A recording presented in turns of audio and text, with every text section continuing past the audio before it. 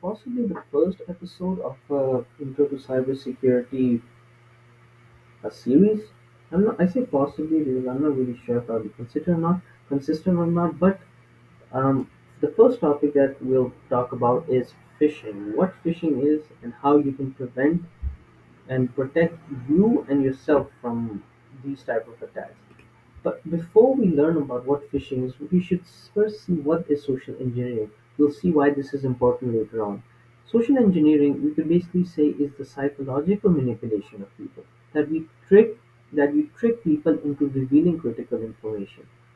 You trick them in the sort of a way is that you act as a trusted source. You act like, let's say, for example, if you act as a bank, for example. Some you act as somebody's bank, and then you start sending, let's say, fake emails, fake SMSs, so on and so forth. And obviously, them not knowing that it's not actually you, they'll trust it. Hence, why you're tricking them into giving them, critical information like their passwords, their bank credentials, etc. So you're basically exploiting that trust for your personal gain, and so on and so forth. So some examples of social engineering could be, as what we are learning today, phishing, tailgating, and impersonation. Now, social engineering, like most things, actually goes through a cycle. Yes. So these four steps are what are included in what we call a social engineering cycle. So the first step of a social engineering cycle is information gathering or reconnaissance, as we cybersecurity enthusiasts say. So this is basically where the attacker gathers information about a target or even an organization that they're trying to exploit.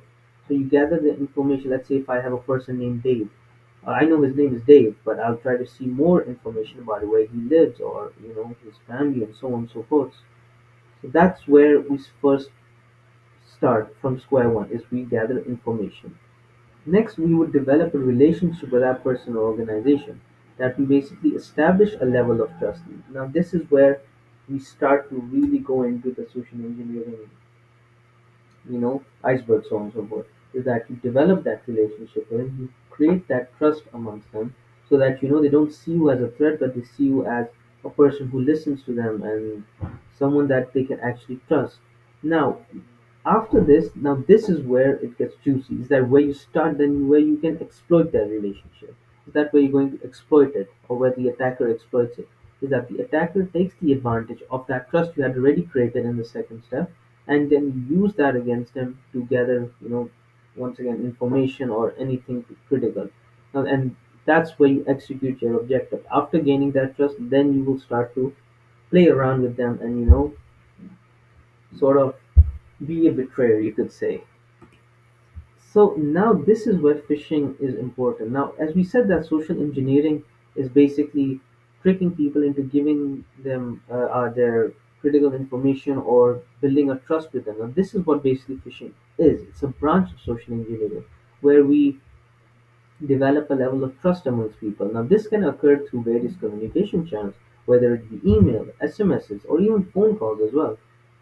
So phishing actually has different types, but before moving on to the normal phishing, there's actually different types of victim level phishing. Now, phishing in general could be said to be done on a mass audience or a large group of people.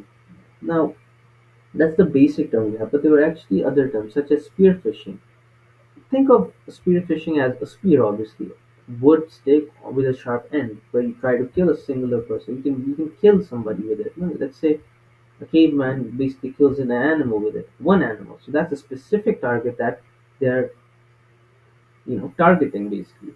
So that's what spearfishing you could say is.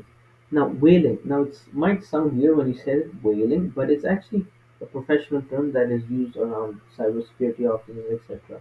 Now whaling obviously comes from the word whale, which is actually a huge animal. Now this actually relates to what high level people are, because high level people include such as CEOs, bosses, etc. They're big in stature, they're big in money, they're big in power. So that's what attackers try to even like fish with executives and people with that sort of power and so on and so forth. But today we will be just looking at the normal fishing, not deep diving into spear whaling. So the types of fishing, the mass audience that those are targeted. The types include social fishing, and smishing. All sound weird, I know, but you'll understand why. So social phishing could be said to be an attack executed through platforms like Instagram, LinkedIn, Facebook, or Twitter. Basically, the social gave it away is that this is basically or targets social media.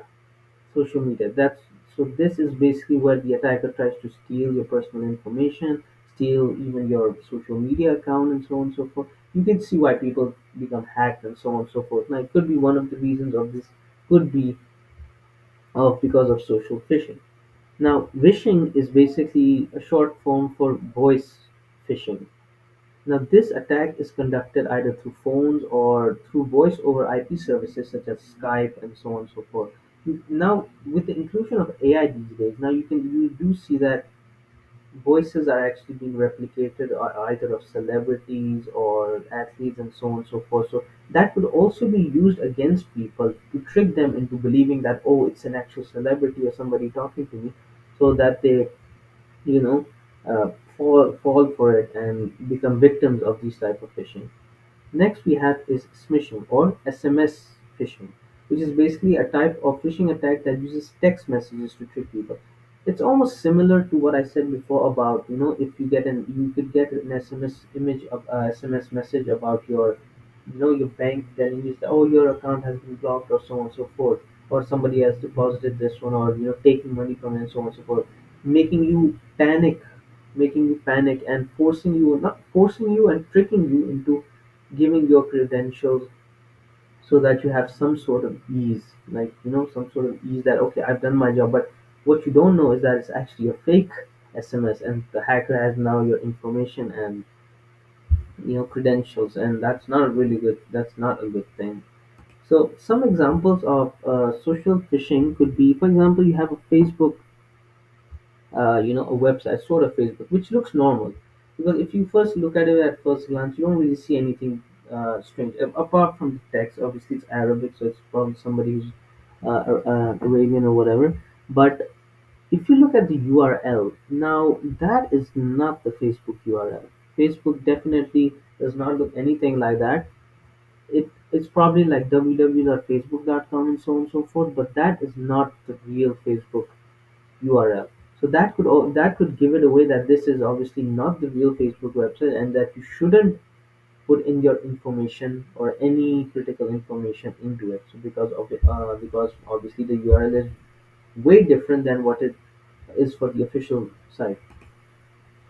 Now, if we look at email phishing, which because email actually has a lot, email is probably the most common way of phishing people.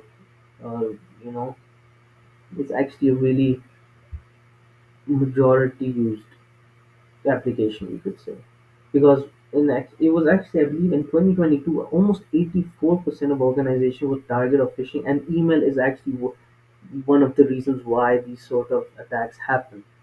So for this example, you could see that it's about Bank of America. You have an banking alert. Now it's already written what are the errors here, but we're just gonna go through it real quick.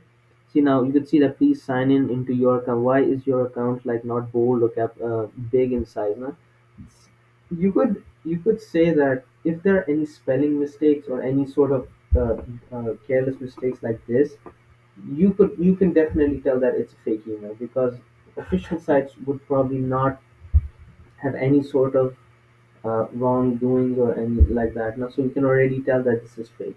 Now, if you visit this website, it's again with the similar to the Facebook situation, is that there's a different URL than the actual Bank of America website. So that's another case about how this isn't a real website or the real Bank of America telling us.